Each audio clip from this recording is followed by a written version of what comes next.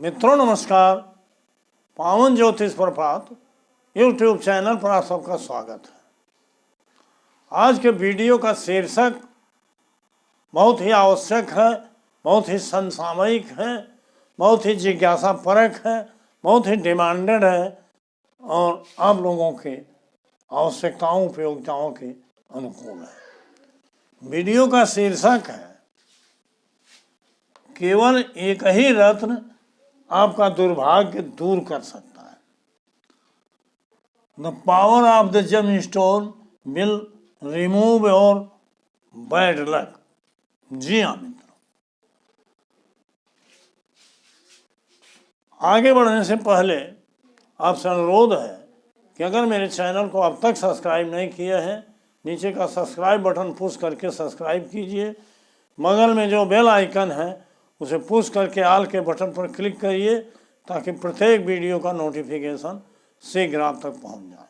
Video पसंद आवे तो लाइक करिए, मित्रों को शेयर करिए, कम से कम 5 मित्रों को जरूर शेयर करिए और एक प्यारा सा कमेंट वीडियो को देख करके ज़रूर दीजिए। वीडियो से संबंधित कमेंट मैं उसका उत्तर ज़रूर देता हूँ।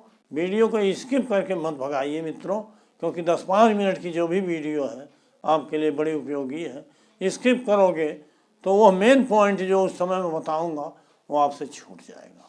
आइए आगे बढ़ते हैं।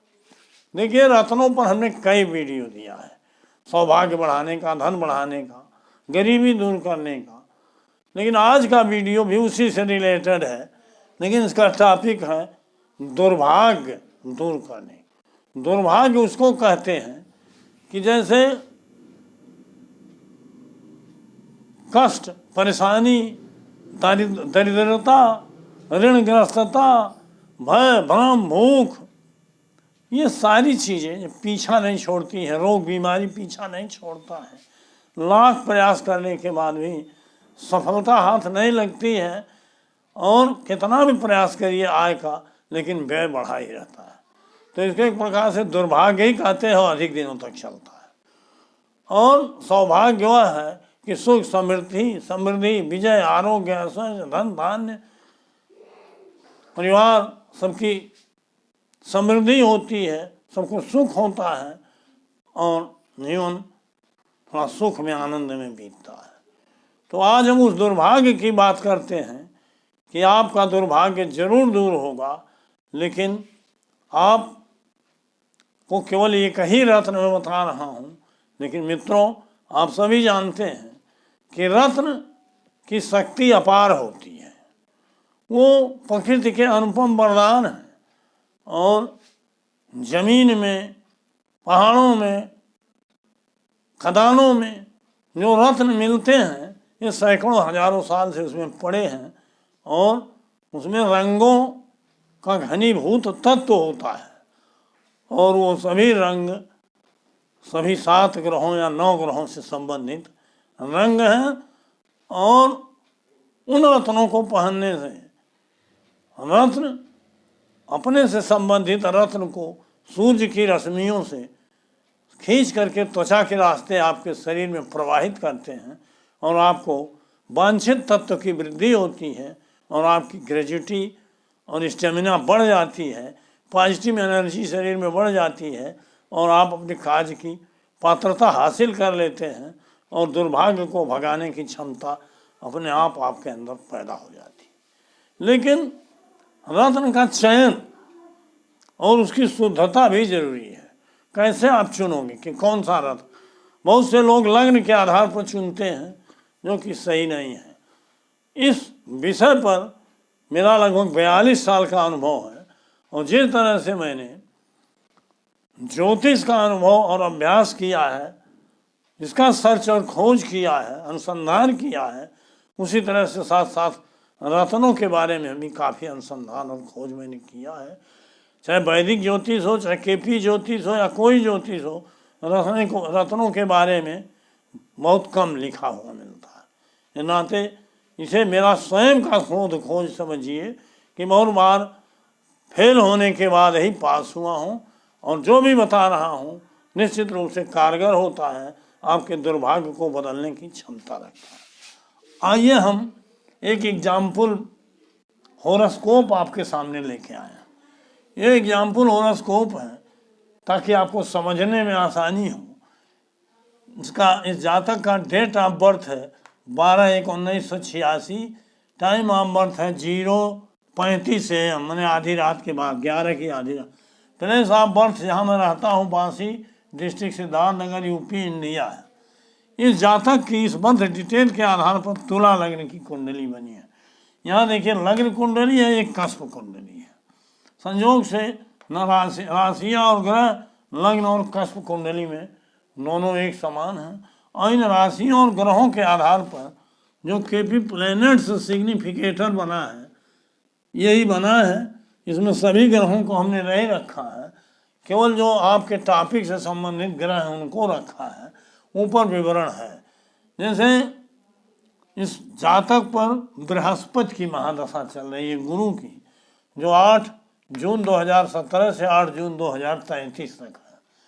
अब हमको इसमें केवल महादशा की जरूरत है।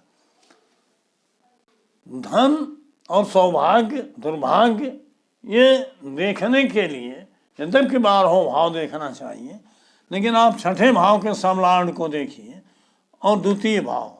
छठवां और द्वितीय भाव इसलिए मेन है कि यही धन के आय के स्रोत हैं, इन्हीं से धन प्राप्त होता है और यही धन की स्थिति बताते हैं। और धन की स्थिति अगर सही नहीं है तो बहुत ही दुर्भाग्यपूर्ण होता है, क्योंकि पग पग पर धन और पैसे की जरूरत है। छठे भाव का उप नक्षत्र स्वामी देखिए बुध है, जिसमें 3, 9, 12 है अपने द्वारा, और उसके नक्षत्र के माध्यम से 3, 1, 8 है। इसमें देखिए 6, 10, 2, 11 जो हमने धन विषेक भाव बताए हैं, जिसमें मेनली 6, 10, 11 होता है, या 2 ही हो तब भी, लेकिन कोई भाव धनवर्धक नहीं है। तो छठे भाव के उप नक्षत्र स्वामी। द्वितीय भाव का उप नक्षत्र स्वामी राहु है, जिसमें 7, 2, 7 कुछ तो है, लेकिन केतु के नक्षत्र में होने से 1, 1, 8 नक्षत्र के माध्यम से निर्बलित है। अब जिस ग्रह की महादशा चल रही है बृहस्पति, यहाँ हमने इसका सिग्निफिकेटर दिया है। यहाँ देखिए 4, 3, 6 है बृहस्पति स्वयं के द्वारा, नक्षत्र के द्वारा 1, 2, 7 है। बृहस्पति उप नक्षत्र स्वामी है 4, 3, 6, इसका नक्षत्र मंगल अर्थात 2, और 2, 2, 6 ये मेन भाव आए। अब मित्रों दुर्भाग्य दूर करने के लिए और एक कुंडली में विशेषता बता दूं। यद्यपि कि बृहस्पति में धन संबंधी भाव छठवां और दूसरा आप देख रहे हो, लेकिन इस कुंडली में आप लग्न कुंडली से देखो केतु और राहु इन दोनों के बीच में सारे ग्रह हैं, अर्थात काल सर्प योग है। और जब कुंडली में काल सर्प योग होता है तो दुर्भाग्य का कारण वही बन जाता है। उसकी शांति के लिए त्रयंबकेश्वर में या नासिक में त्रयंबकेश्वर में और या गया में पद्धति है, ये तो हमने वीडियो में बताया है। लेकिन ये सब करते रहेंगे आप। हम रत्नों की बात कर रहे हैं, कौन सा रत्न इस जातक को पहने कि दुर्भाग्य दूर हो जाए। तो मित्रों दुर्भाग्य दूर करने के लिए वही रत्न चुनिए जो 6 और 11 से रिलेटेड हो, और उसमें 10वां भाव आ जाए तो सोने में सुगंध हो जाता है, दूसरा आ जाए तो और बेस्ट हो जाता है। तो 6, 10, 11 अगर आ जाए किसी ग्रह में और उसका रत्न आपको सूट करे तो निश्चित रूप से आपका दुर्भाग्य दूर हो जाएगा। अब यहाँ चूंकि बृहस्पति की महादशा है, हमने बार बार बताया है, या तो महादशा नाथ में भाव आए हों या तो महादशा नाथ से रिलेटेड जो ग्रह हैं। अब हम पहले देखेंगे कि बृहस्पति या उससे रिलेटेड कौन कौन से ग्रह हैं। तो यहाँ देखिए बुध, शुक्र और सूर्य यहाँ धनु राशि में बैठे हैं, अर्थात बृहस्पति के घर में है। तो बुध, शुक्र, सूर्य हो गया। चंद्रमा बृहस्पति के नक्षत्र में, यहाँ देख लीजिए, यहाँ चंद्रमा बृहस्पति के ही नक्षत्र में माना जाएगा, क्योंकि अपने नक्षत्र में है। तो जब कोई ग्रह अपने नक्षत्र में होता है तो नक्षत्र स्वामी नक्षत्रेश का काम करता है, तो बृहस्पति से रिलेटेड हो। और सूर्य तो पहले से बैठा ही है सूर्य का उपनक्षत्र स्वामी भी बृहस्पति है। इसी तरह से बृहस्पति की दृष्टि और ज्योति में कोई ग्रह नहीं। अब बृहस्पति के घर में एक तो सूर्य है और सूर्य का उप नक्षत्र स्वामी बृहस्पति है, अर्थात बृहस्पति, सूर्य, चंद्रमा, बुध, शुक्र, अर्थात बुध, शुक्र, सूर्य, चंद्रमा, बृहस्पति, ये 5 ग्रह स्वयं बृहस्पति को मिला के बृहस्पति से रिलेटेड है। इसी नाते हमने सूर्य, चंद्रमा, मंगल, बुध, बृहस्पति और शुक्र को दिया है। कुल 6 ग्रह हो रहे हैं, ये 6 ग्रह हो जा रहे हैं, 3, 2, 5, 1, 6। इन 6 ग्रहों में हम तलाशेंगे 6, 10, 2, 11 में से अधिकतम भाव किस ग्रह में है। मित्रों यहाँ देखिए, आप सूर्य में देखिए, सूर्य अपने ही नक्षत्र में है, इस नाते उसका उप नक्षत्र स्वामी चंद्रमा नक्षत्रेश का काम करेगा।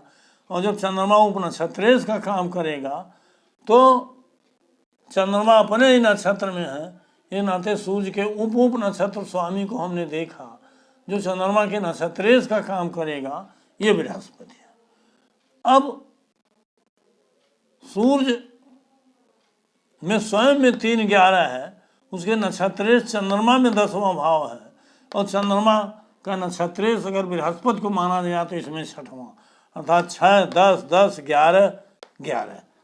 सूर्य में 6, 10, 11 भाव स्पष्ट दिखाई दे रहा है। चंद्रमा में देखिए 10वां, 10वां, 6वां दूसरा है।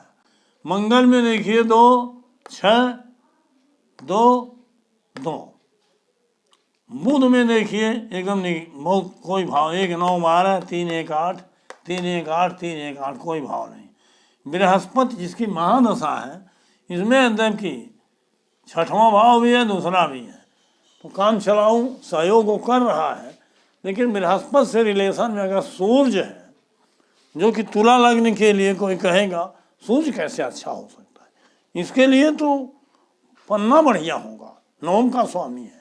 लेकिन पन्ना में कोई, बुध में कोई धनदायक भाव है ये नहीं है, 1, 9, 12, 3, 1, 8।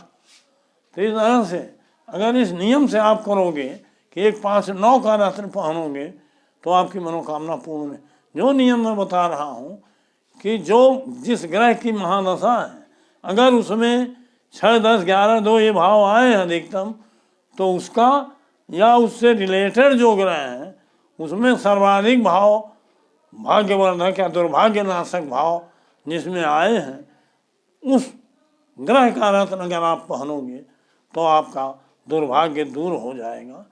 तो यहाँ सूर्य को हमने देखा, सूर्य दी बेस्ट ग्रह है और सूर्य इस जातक का दुर्भाग्य दूर कर सकता है।